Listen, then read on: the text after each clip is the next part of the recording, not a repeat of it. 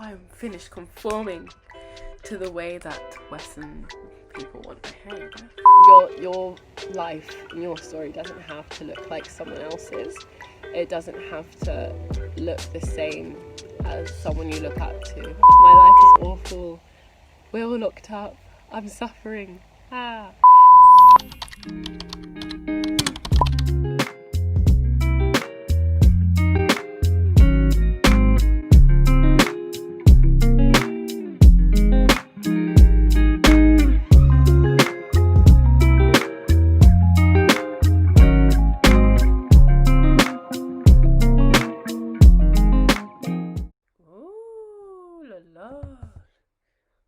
So this is very cute, huh? Hi guys. So I just thought I'd continue to keep it a bit authentic, you know, and just show you what it looks like to unplait my hair and just have a little chat.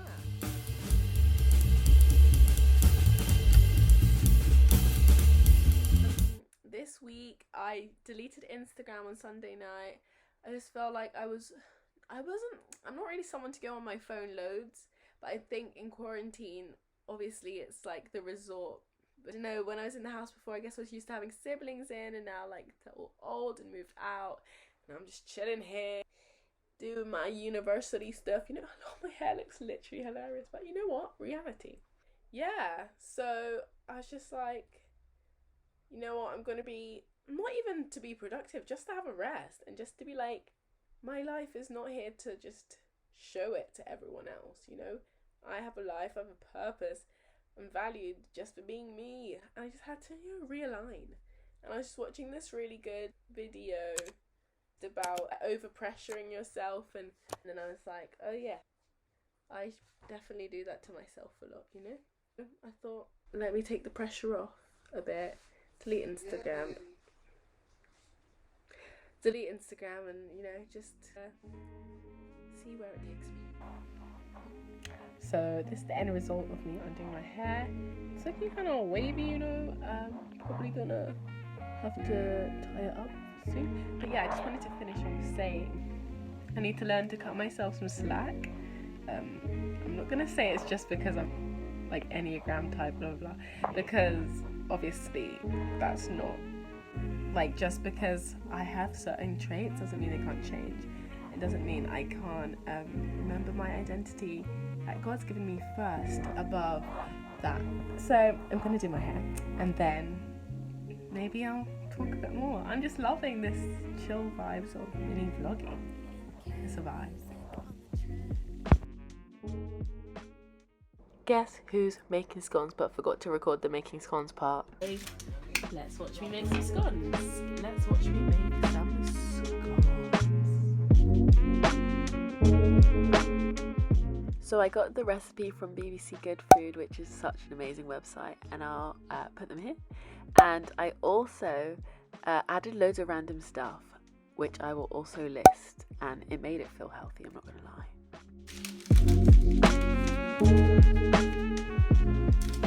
And look at this. And these are the results, yo.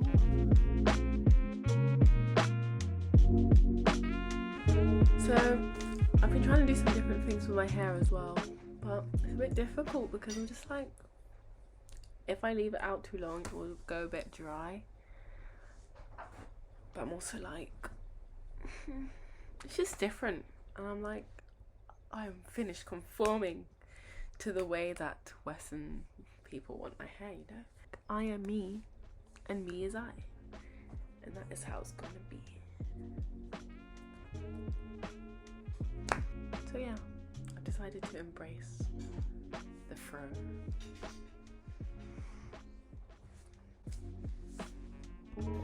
So I kind of ended up putting like wholemeal flour around it, like dusting, kind of finishing dusting parts. I don't know why I did that. I guess to make it feel healthy.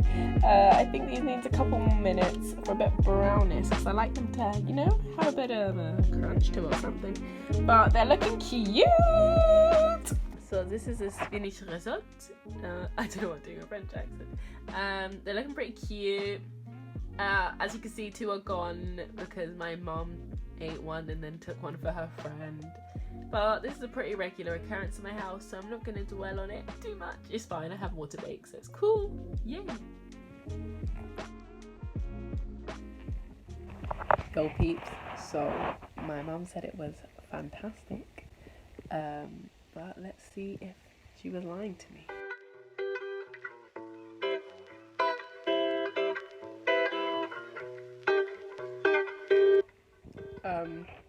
That is really good.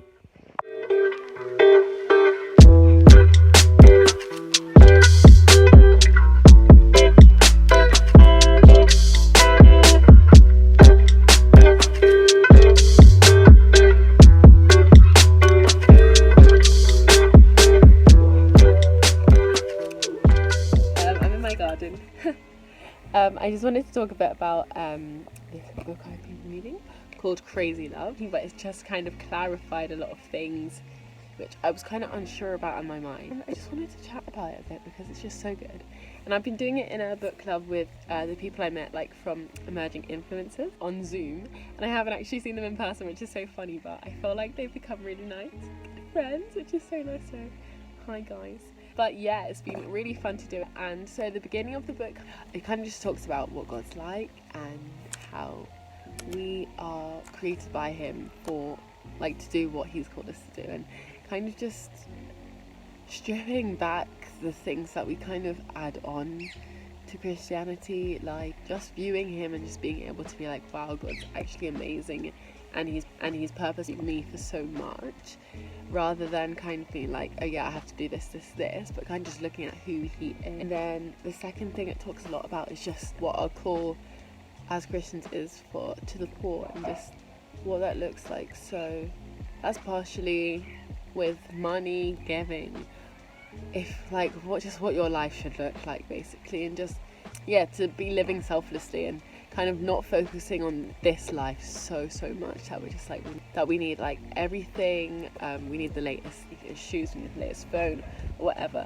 but just thinking actually what is eternal, what's gonna last me, what's going to actually value and serve other people above myself. And I was just thinking it's so easy to be so self-focused, especially in quarantine, because you're kind of just you go through that stage in quarantine where you're just oh, my life is awful, we're all locked up, I'm suffering, but then you kind of, if you just look at the world around, looking at the Tier Fund website and stuff, just different news around the world, and so many people can't even eat because their job depended on them every day going and selling toys on the street or something, and people have been delivered food packages in some places, but obviously there are still millions who haven't been able to get the access to food and clean water, which we just see as a given. But some people actually can't just assume that they're going to have another meal tomorrow for their kids and stuff like that. So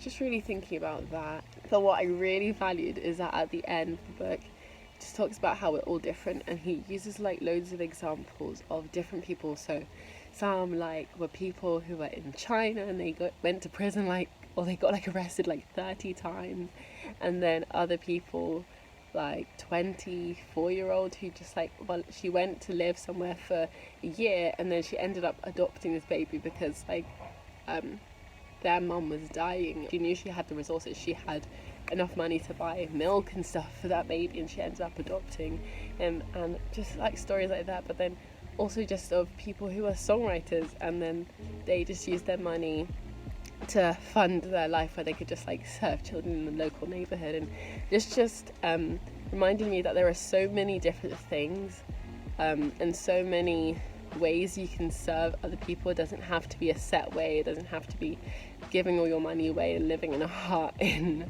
the desert, or it can look a lot of different ways.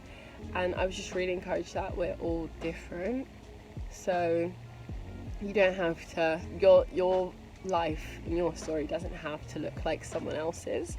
It doesn't have to look the same as someone you look up to. But yeah, just the one person to focus on is Jesus. And yeah, it's just follow whatever he's called you to do, and ask him first, and then the rest will kind of follow from that. You don't have to wonder like, oh, what will people think of me if I do this? So I think that's what I was kind of caught up in terms of a lot of the reason I can get exhausted is because I end up trying to please other people rather than pleasing God, who's the only person I need to be living for and looking to his approval about.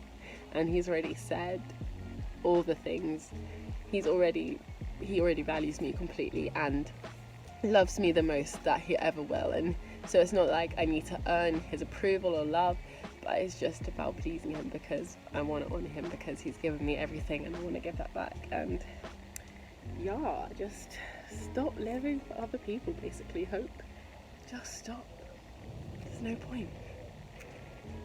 Also, that's another thing, like, you can't please everyone. Like, there'll always be someone, like, literally in the book there were examples of people being like, oh, that person must have just given all their money away for show.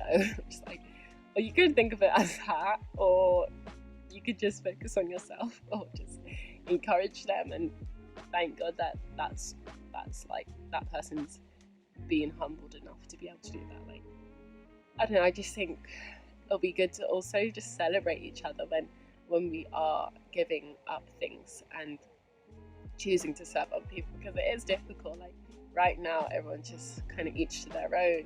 Do the most you can for yourself and just make sure you're okay and make sure that you have all the stuff you need to make you feel happy enough. But really, it's just about following what I've got to tell you to do, basically. So that's why I'm feeling happy. Yeah, there's just so much stuff. Like, that was such a poor example of what. Maybe I'll do like a proper review, something. But